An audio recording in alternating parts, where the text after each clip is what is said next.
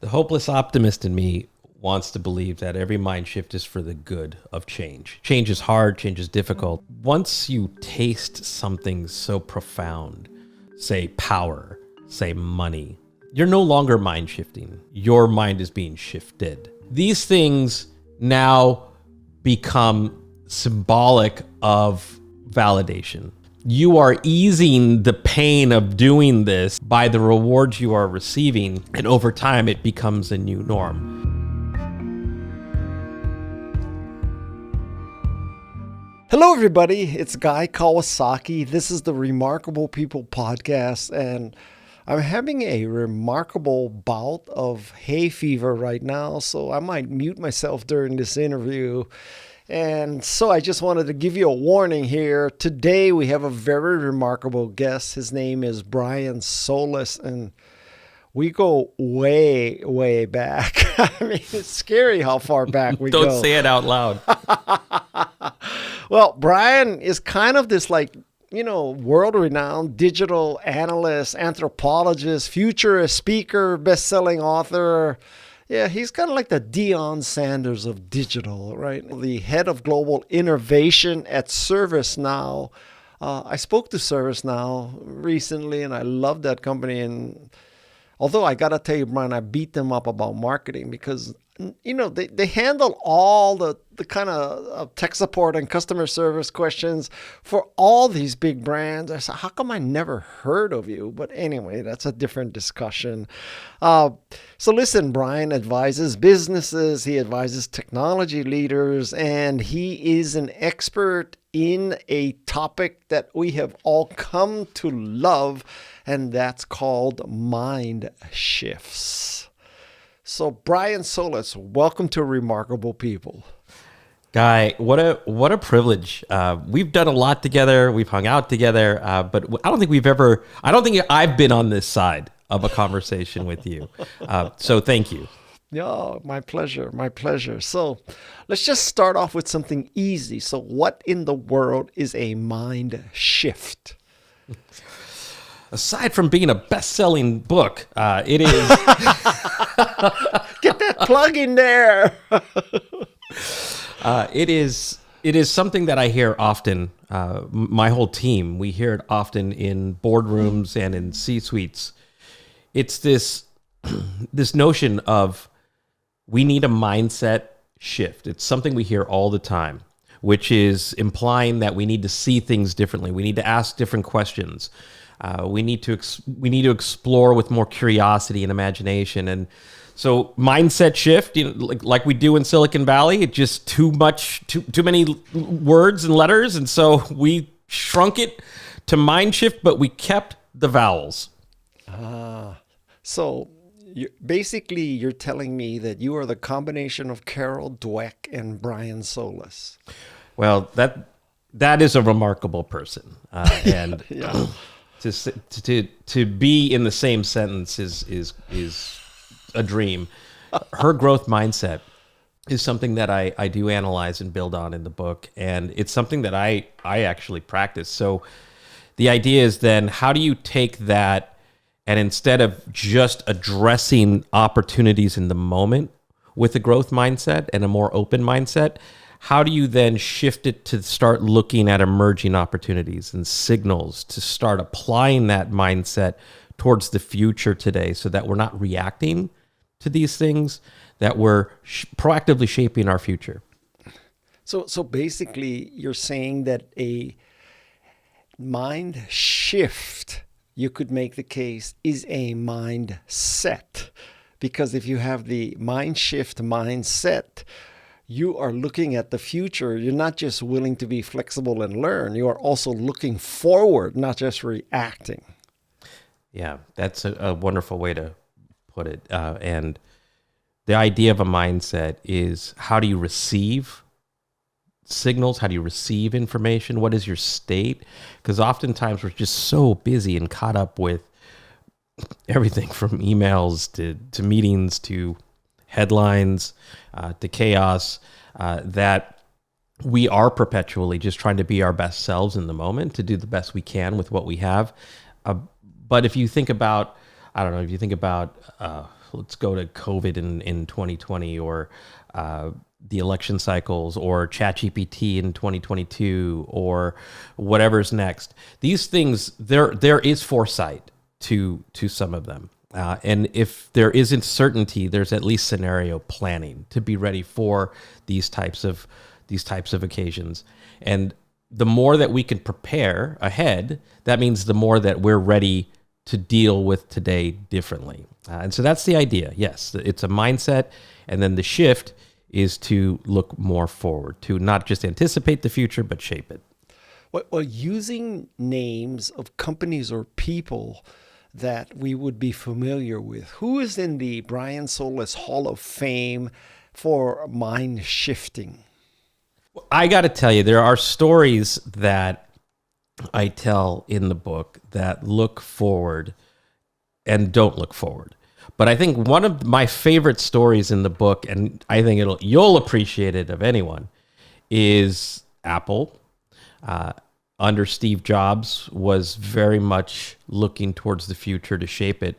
But one of the stories I tell, it was a real interesting one for me, was that Steve Jobs had to be convinced that the iPhone should be the iPhone. And that was a story of surprise, that even the most forward-looking leaders sometimes need help. And so the book was written for not just the Steve Jobs of the world, but the people who don't know to think that way, and also the people who surround today's leaders, that we all have an opportunity to influence forward, whether it's upward, downward, sideways, that a mindset shift benefits everyone, including someone like a Steve Jobs. Yeah. So would you say that Elon Musk is a mind shifter? I mean, you could say he individually caused the mind shift to electric cars. There's a part in the book where we look at just the whole infrastructure of Tesla. I believe, were we at the same Menlo Park Tesla grand opening when the first dealership opened? There was an old dealership. It became a Tesla dealership. It was a grand opening. And that it was an example of what happens when you don't just launch an electric car, but you launch an entire ecosystem to support it, including the charging stations nationwide. So yes, there was a mind shift to see forward. Well, Brian, when that Tesla dealer opened on El Camino in Menlo Park, I was already over the hill and you were just rising. So that's why you got invited and I didn't. I wouldn't get invited now. I was probably at Stack's eating lunch when this was happening, and I had no idea. So I miss Stack's. I found out there's a Stack's in Campbell, there's a Stack's in Menlo Park, and there's a Stack's in Redwood City. Yeah, that's the one I know. Is the one in Redwood City / Woodside. Yeah. Okay, but now, author to author, I gotta say that when I was reading your book, and you praised Elon Musk as a mind shifter and all that, I said, oh my God, I'm reading this book in 2025 and, like that. And I'd say, poor Brian, he put that Nazi in the book. I'm like, what's he going to do now? And like, I got to tell you, I feel that pain. I mean, any one of us, hey, Brian disappeared. What happened?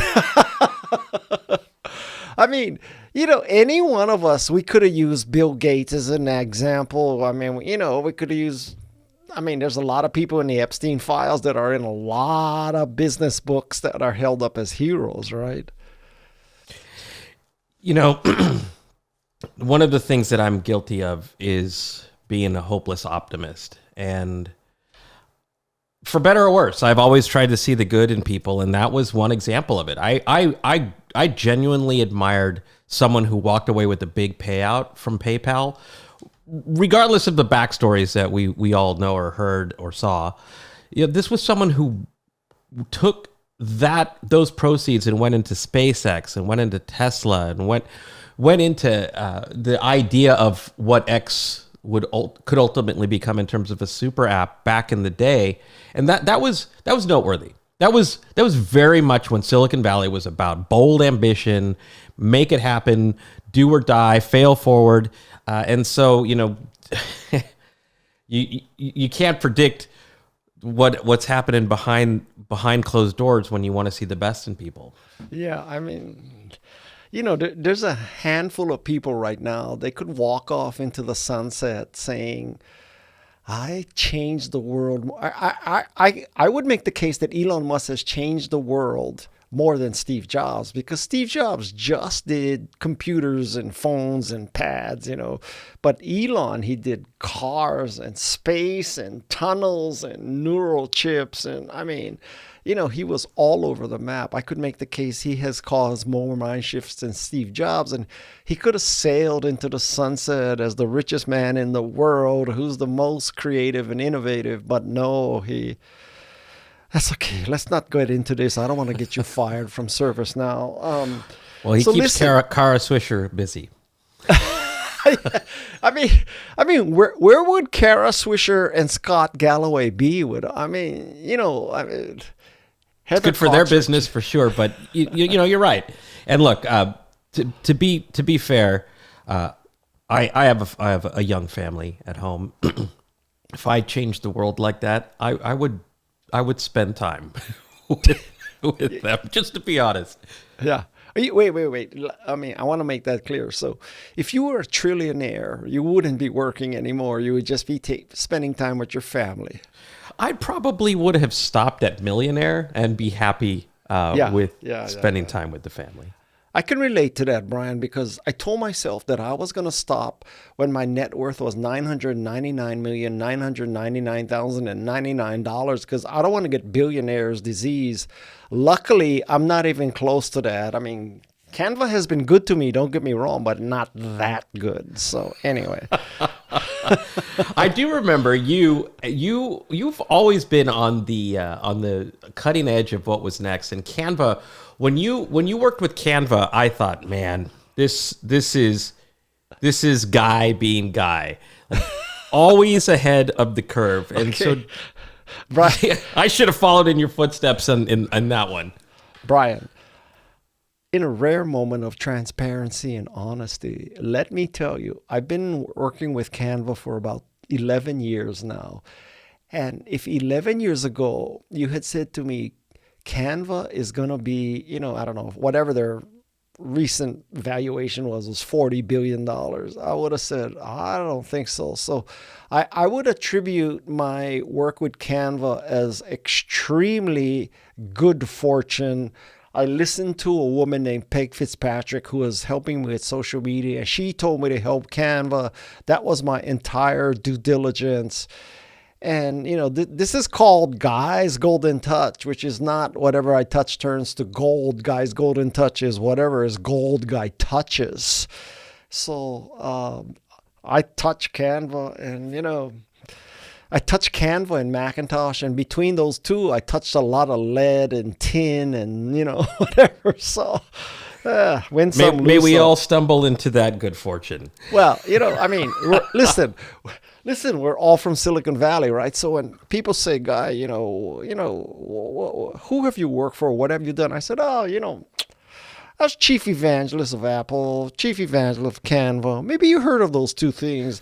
I don't tell them about the 28 companies between those two things.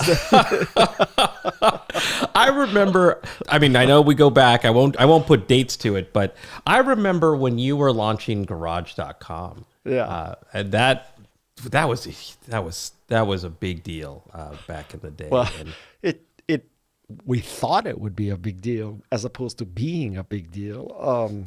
Okay, so enough of my checkered past. No matter where you are on the political spectrum, it seems to me it requires a different kind of mindset and mind shift to think about the future. It is a very different world, right?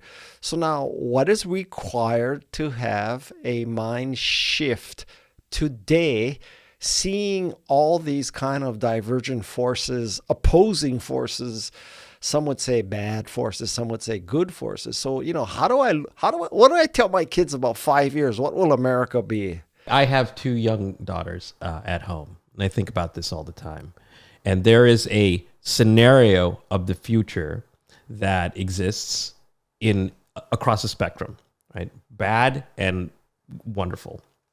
And what separates them is the evidence that shows how likely each one is. What brings one to light is what we're going to do about it. So the book at the end talks about how do you create a movement in the direction of the future you want to see. And that's the part, to be honest, that's the hardest. I dedicate like 3 or 4 chapters to it because people want to complain, people want to wish and dream, but to manifest it is where the magic happens. And that has been my entire career. Not everything has worked out the way that I envisioned, but I can always say that I put the work in to try to bring that future to life. And that's what I hope my children see, is that if they want the future the way that they envision it, then they have to do something about it. Okay, so give us the gist of those 3 chapters. How do you make your mind shift come true? The first part of it, before we get to that chapter, the first part of the book is kind of sharing why you're not in the right place to do that. So for example, I think we all have some idea of where we are and some idea of where we want to go. But the detachment between that is that really where we want to be, and are we doing the things every day to make that happen? And that's a exploration I ventured through with the last book, which was called Life Scale. Like, where do you want to see your life, and how are you scaling your way towards that? And the biggest thing I had learned was that when I broke out the day-to-day, the week-to-week, the month-to-month activities where I thought I was going versus where I was spending my time, I was completely focused on the swirl. All the stuff that keeps the day-to-day going. Oh, this distraction, this emergency, this urgency, oh, this priority. And so self-awareness, which is a big part of the beginning of the book, is a gift that most of us do not have, and we don't even know it. So there was an interesting study that talked about how 100% of us believe that we're self-aware, but in fact, only 10% of us are self-aware. And you could link self-awareness to things like empathy and curiosity, and those, that kind of goes to show you how susceptible we are to a society to be manipulated. Hence, the bigger conversation. And then as we get to later in the book, the gap between self-awareness and then what we're going to talk about in the last 3 chapters are how do you have a vision? How do you latch onto that vision to know it's important? How do you know that it's not just important, but it's beneficial to you and the people or things or companies you care about? And then the science, as we get to the last 3 chapters, shows how movements are created, how revolutions are started. And then it really gets down into something I think you'd appreciate it's a word that we use or misuse, I should say, quite often, but it gets into the art and science of actual storytelling, going back to Socrates, but really landing it home with Pixar and the idea of the story spine and how this was a big learning for me. I brought in a guy by the name of Nicholas Sung, who's a former Pixar storyboard artist. And Silicon Valley might know him because he's the one who helped transform Airbnb with the famous storyboards that they have in their lobby. And what he had taught me about storyboarding was that the mistake most storytellers make is that they see themselves or the product or the company as the hero of the story. And therefore, as they tell the story, it's very much self-centered, and hence the self-awareness challenge. He said the actual hero of the story are the people you're trying to help and the outcome that they don't know they can achieve without you. And also how they play a part in bringing that future to life. And this is why Pixar movies, Disney movies, are the good ones, are really thoughtful, where you have an emotional journey throughout that arc. And the last 3 chapters break down how you make people, your teams, your boss, your customers, whoever it is, your constituents, if we're talking about politics, how you get them to believe they are part of the solution. And in the process of getting there, you're taking out things like unknowns and uncertainty and anxiety, and you're making it more tangible and actionable and measurable so that people see themselves in the outcome. Okay. Well, Brian, can a mind shift be a negative thing? I mean, obviously people have done evil things. And so, somebody had a mind shift and says, let's just have a fascist society or, something like that. What happens if you have a negative mind shift? Or are you saying mind shifts are always, positive and the high road and, stuff like that? The hopeless optimist in me wants to believe that every mind shift is for the good of change. Change is hard, change is difficult. But this is self-awareness becomes a thing where once you taste something so profound, say power, say money, say influence, say all of those things, you're no longer mind shifting. Your mind is being shifted for you. And people don't push or fight back because the short-term accolades, benefits, rewards, bank accounts, whatever it is, airplanes, jets, these things now become symbolic of validation. Cycle, for better or worse, right? A therapist would say, you are easing the pain of doing this, at least initially, by the rewards you are receiving. And over time, it becomes a new norm. And it just becomes part of your life. And if you take anybody, pick a name, they probably said some very bad things about becoming a fascist society back years ago. And now you see what they're saying today. It's not an accident. Huh. I mean, I swear, Brian, the only explanation I can have for how some people that I thought I knew are behaving now is that we are living in a simulation. I mean, that is the only explanation I can get. And God truly has a sense of humor because you cannot make this shit up, Brian. I swear to God. I mean, if you take the F out of the book title, I think you have what we're talking about.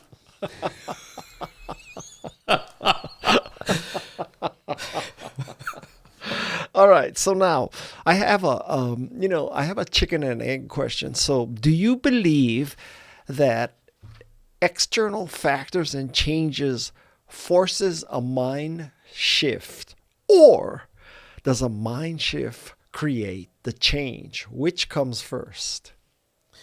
That's a great question. I've never been asked that, by the way. So I'm going. That's why I am Guy Kawasaki. That's right. For those who are listening, I was just giving Guy the praise emoji in real life. Wayne's World. I think if we look at ChatGPT, that was a mind shift sort of opportunity for people to react.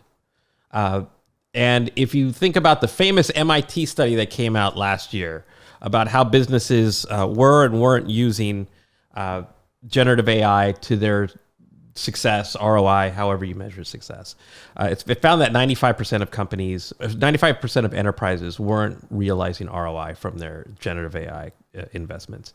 And so the reason why, if you break it down, I read the whole report, and this is actually something I see in day-to-day meetings, is that because we're trying to take something so profoundly different and apply it to the box of business as usual, to use this new technology to do yesterday better, faster, cheaper, more efficiently tomorrow. Nothing wrong with that. We've been doing that very well for hundreds of years. But to answer your question, the egg and the chicken moment is a mind shift is actually to say, I didn't see this coming. I know how I would normally react to it, which is, let's increase profitability, scalability, all those things.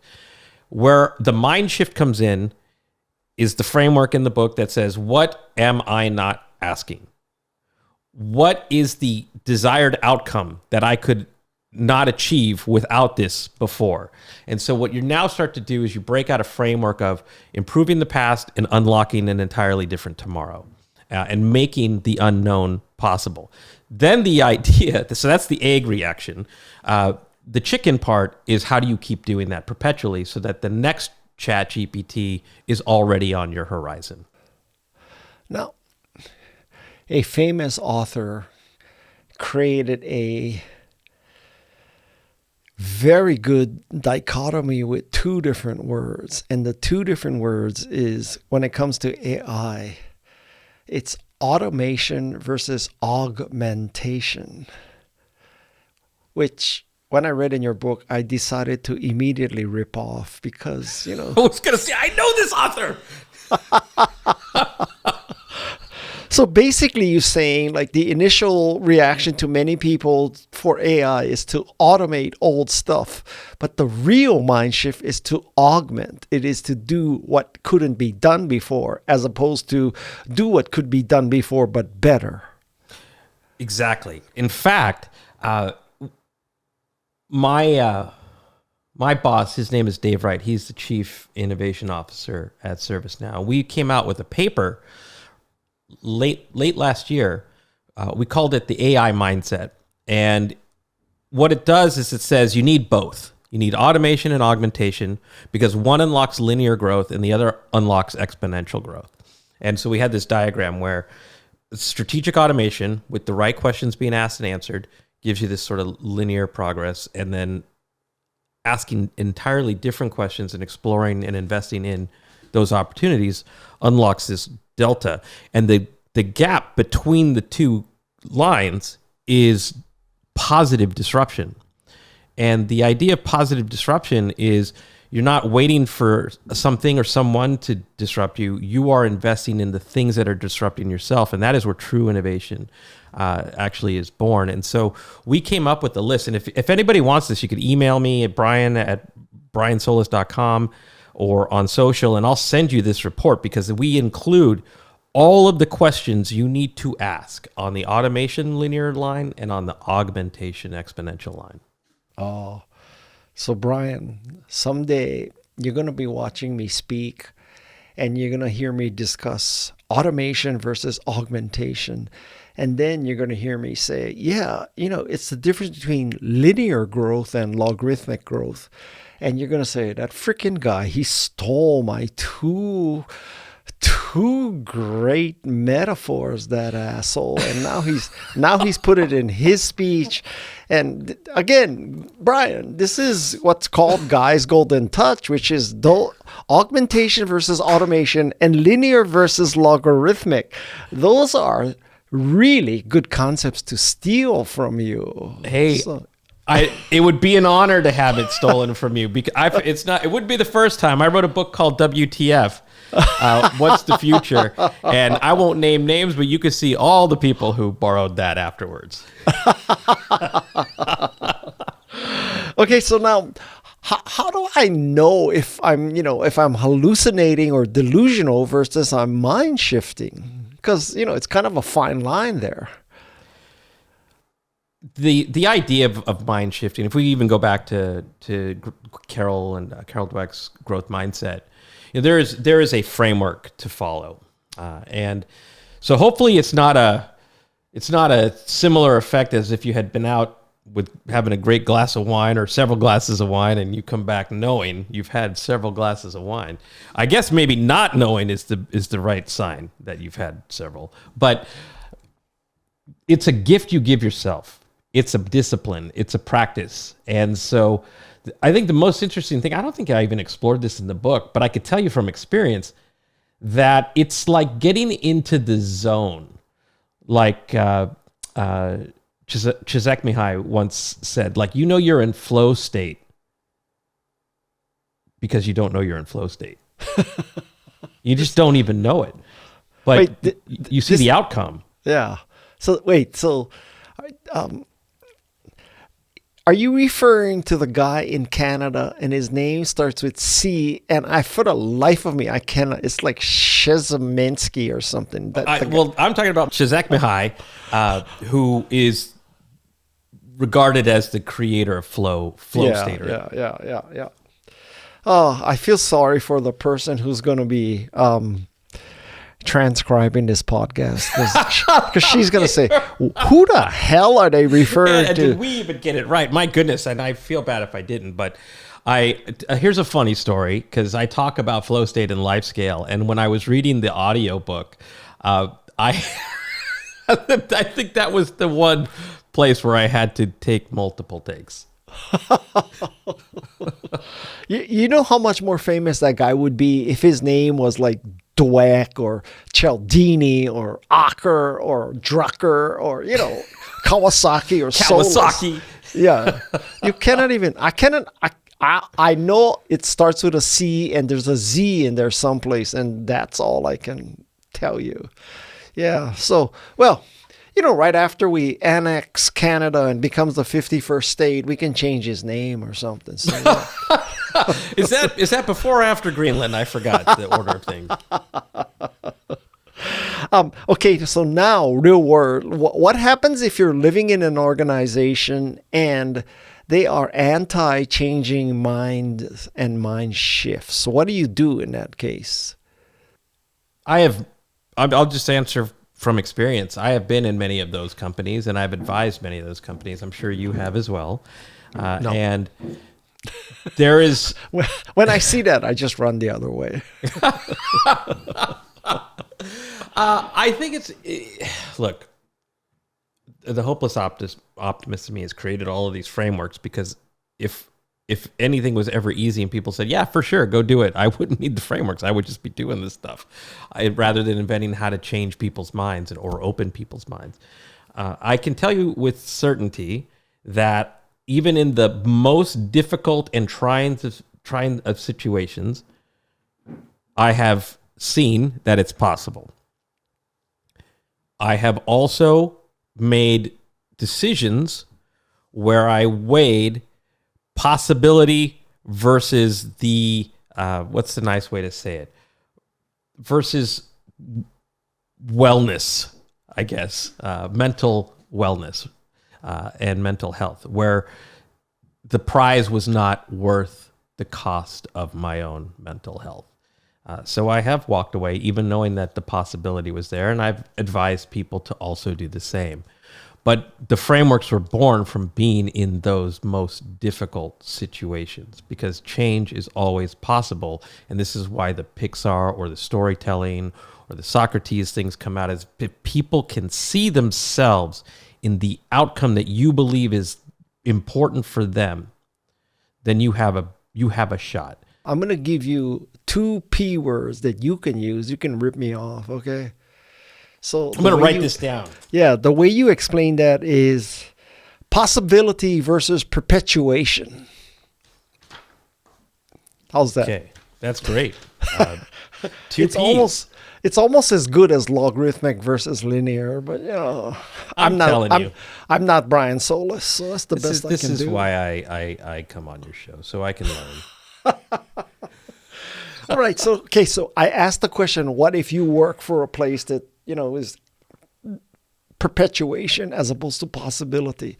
Now, a different question is, because I have a highly qualified, competent listenership, let's say you are the person who has or now is going to embrace mind shifts, but you have people who work for you who do not embrace or support or even understand mind shifts. So how do you empower people who work for you to create and embrace mind shifts? There's an assumption here that we weren't in charge of hiring the people that are on our teams, because I would look for that open-mindedness and optimism, curiosity, imagination. And by the way, it's not just me. It's not just a mind shift. These are They call them soft skills. I call them critical skills for AI. This is the augmentation side of things, right? And I'll get back to a more direct answer, but I have this personal framework that I use. It's a hashtag WWAID, which is as I'm thinking about augmentation, I ask, what would AI do in this moment? So prompt aside, it's like how would AI attack this? And then what it allows me to do is I go through this exercise of exploring through curiosity, imagination, critical thinking, to have an out of body or out of mind experience, of which then to lead to a different type of prompting sequences than I normally would have achieved. And so I would be looking as a manager for those types of skills as I hire. If I do not have them on my team today and I need to mind shift and I'm finding it as either a difficulty or a possibility, I would invest in the cultivation of those skills, the assessment of them first, and then the cultivation of them. And then the storytelling aspect so that they can see themselves in the outcome of the story, even if there's pre-work before the actual mind shifting sequence can begin. Okay, but then Brian, you got to explain how to cultivate that. I mean, what, you just plant them in the ground and throw manure on them? I mean, how do you cultivate this? Well, we got to get to the openness first, right? Because people don't, I don't know that anybody ever, it's one of the reasons I have a challenge with the term change management. You know, no one really likes to change, at least if you're being told to change, and no one wants to be managed against it. And the cultivation part of it has to start before, like, hey, what are we trying to do and what's preventing us from getting there? Where do you want to go? How do you define success? And where are we not achieving any steps in that direction? Like, we got to break it down like the old life scale methodology that I was working on, which was I didn't know what I didn't know until someone graciously helped me see what I didn't know and what now knowing looks like in a way that benefits me, so that I'm in control of what happens next, not because someone's telling me or not because I don't believe that that's better for me. It's because I believe wholeheartedly now that someone helped me see what I couldn't see before, and now I can't unsee it. Okay. So let's say that I am an AI believer. I am trying to help my organization or even my family embrace a mind shift towards AI. Now, do I go for the brass ring and, paint them a picture of augmentation, or do I show them intermediate steps like automation? And so let's take the medical field. So I would make the case that when pathologists start submitting x-rays to an LLM to get help with diagnosis, that is automation, right? That's not augmentation. So augmentation would be a step beyond that. But do you believe that by automating, you can build up the cred to get to augmenting, or you should just go straight to augmenting? A dear friend of ours, Jason Corman, who's the CEO of Gaping Void Culture Design Studio out of Florida, they would say it comes down to the culture and the leadership of the organization. So in some companies, we would find that we're operating with a more open-minded leadership already. And they might be open to the exploration or the split investment of iteration. So the practice of what could be automation, and then innovation, which would be the net new value creation that could lead to augmentation. And so depending on the culture of the organization is going to depend, one, do you have both of those capacities that can run in parallel? And two, what's the balance of how you would shift that? That's one side. The other side is you have an organization that is just straight up iteration, straight up automation, and they're not going to, they don't even have the culture to ask questions without fear or is my job on the line if I challenge leadership? And this is what Amy Edmondson would say comes down to psychological safety. So this would be pre-work that we would do in that situation before we even got to that conversation. But let's just say, for the sake of having a limited amount of time here, sometimes the story, and this goes into the storytelling part of it, sometimes the story has to be part of, well, I don't know what this means. I don't know what augmentation looks like. I don't know how to be innovative. My whole experience has taught me how to do yesterday better, and I've been successful at it. But tell me more. What am I not seeing? What am I not hearing? And I think you could appreciate this better than anyone, is that everything I learned about how to have those conversations have come from venture capitalists. What's the upside? What's my 10x? What's my 100x? What's my 1000x? What am I not thinking about?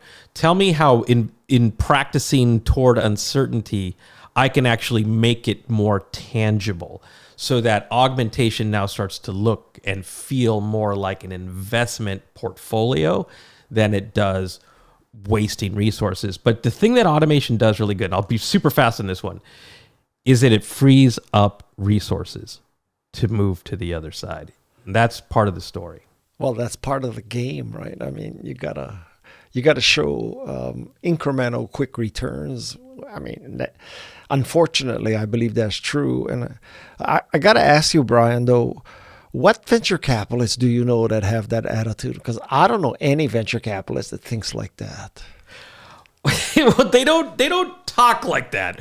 But part of my job and part of my whole career has been translating the ideas of others into language that I can action. Well, every venture capitalist I know is like the people in Silicon Valley, the HBO specials. So just FYI. I do miss that. I do miss that show, by the way. But I'll give you an example. Vinod Khosla posted, businesses don't know what it's about to hit them as the rules of engagement in 10 years are going to change completely, or something like that. And then he followed it up saying, only 200 people in the world know what's happening. And I thought, okay, maybe there's room for 201. And I spent the next series of days and weeks trying to answer what he was saying. And I looked at his investments because clearly he was seeing something in boardrooms and in pitch decks. And I started to reverse engineer it. So anything's possible to learn from, to start seeing things differently. But I would have to believe that I had something to learn in that moment, which I did. Okay, so which investment of Vinod Khosla do you think is a mind shift? I'm not gonna answer this one, but I will tell you that there was a really fascinating conversation between him and Aaron Levy in San Francisco last year. That I went to, and he essentially had opened up, and I actually, you know what? I have the notes from this meeting, and so hold me to this. I'm actually going to publish the answer to your question. I'm also going to publish the questions he was asking. He was talking about examples from farming to tech to finance of what augmentation looks like on the other side. So his investments are enabling that, I would say. And Aaron Levy has been quite prolific, I should say, in what the future of business transformation can look like on the other side of asking these types of questions. And so what I had learned from that moment is that the way he's thinking about his portfolio. Okay. So I'll let you off specifically about Khosla Ventures, but if I were listening to this podcast, I would say, okay, Guy, I get it. I understand how sticking an X-ray into a LLM helps me decide if, that tooth has to come out or that person has blockage in his valves or something.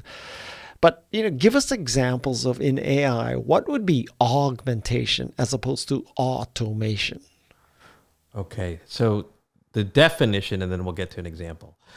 The definition is augmentation is using, say, something like AI as here's a visual for you. If you watch the movie Alien, Bishop is an android. It's got all of these capabilities that are superhuman already. But Bishop wears an exoskeleton in order to exponentially lift things that were impossible without that exoskeleton. And so I think of, and this is Marshall Kirkpatrick's term, actually, and I know you know Marshall, AI is a cognitive exoskeleton. And so the way I think about how I approach the answer is framed in whatever I'm faced with as an investment or as a strategy today. We can look at automation, and then we could say, what's the cognitive exoskeleton opportunity here? What could we not do before? Now with this tool that we couldn't do yesterday. End-to-end workflows, this is my business. So when we look at how a workflow is started and ended in an enterprise organization, if you have a system of record, it's usually relegated to that corner of the business. But when you have a platform, you can now start a workflow that spans multiple systems of record so that you can now have a business outcome. And you're now starting to reimagine the shape and inner workings of an enterprise when you can bring silos, data, and workflows together, right? So that is an example of augmentation. You are now stitching together things that weren't possible before because now you have tools that, because you started asking these different questions, allow you to transform a business. Or as Bill would say, reinvent a business. I would start with the story, though, of research that had been done by Quantum Black, McKinsey's Quantum Black, that showed that of the 25 attributes attached to AI investments in the enterprise, the number one catalyst for ROI was reimagining workflows end to end in an enterprise. What does that mean? Why is that the number one catalyst? What kind of yield should I be thinking about? You're showing X amount of percent if we reimagined work for tomorrow in a way that we're not doing it today because we were just focused on making yesterday better. Talk to me more about that. That now starts to unlock the augmentation conversation. Huh. Okay. I'll let you off the hook. I like that. I think I should let you off the hook completely now. I mean, I'm just trying to suck everything out of your brain that I can, which is... Well, like I said, if you're buying drinks, we'll go all night. We can go to Stacks if you want. Oh, yeah. Oh, I love their whole wheat germ pancakes. Yes. Oh, yes. I love those pancakes. Yeah. All right. I'm going to be in Silicon Valley in 2 weeks. I'm going to Stacks. Oh, okay.